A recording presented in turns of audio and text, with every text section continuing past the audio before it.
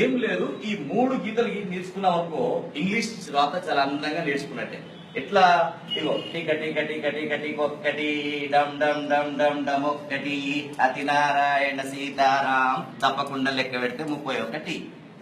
1 2 3 4 5 6 7 8 9 10 11 12 13 14 15 16 17 18 19 20 21 22 23 24 25 26 27 28 29 30 31. ఇలా రాగానే దీన్ని ఏ విధంగా చేసుకోవడం? ఏ, ఇది బి, ఇది సి, ఇది డి, ఇది E, F, G, H, I, J, K, L, M, N, O, P. మారిపోతుంది రాత తొందరగా. ఏ ఒక్కటి బాగా నేర్చుకున్నాం అనుకోండి, ఏ చాలా చిక్కుడు గింజ ఆకారంలో నేర్చుకోవాలి.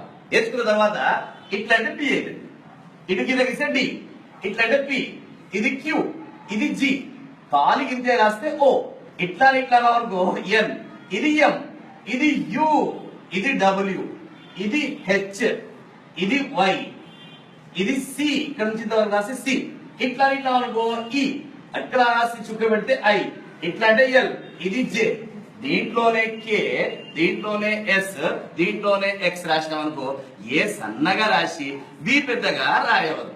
ఏ ఎంత రాస్తామో బి కూడా అంతే రాస్తే బాగుంది. ఇది గుర్తుపెట్టుకోవాలి. పైన 7 1 2 3 4 5 6 7, కింద 6 1 2 3 4 5 6, పైన 7 కింద 6, మధ్యలో 21 1 2 3 4 5 6 7 8 9 10 11 12 13 14 15 16 17 18 19 20 21.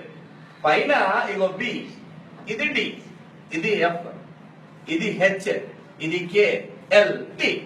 బిడిఎఫ్ హెచ్కే అంటే పై 2 డబ్బాలలో రాయాలి. ఇగో G, J, P, Q, Y, Z, ఇవి కింది 2 డబ్బాలలో రాయాలి ఫోర్ములా కాపీలో. ఇక్కడ ఇగో A, C, E, I, M, N, O, R, S, U, V, W, X, ఇవి మధ్య డబ్బాలో రాయాలి ఫోర్ములా కాపీలో.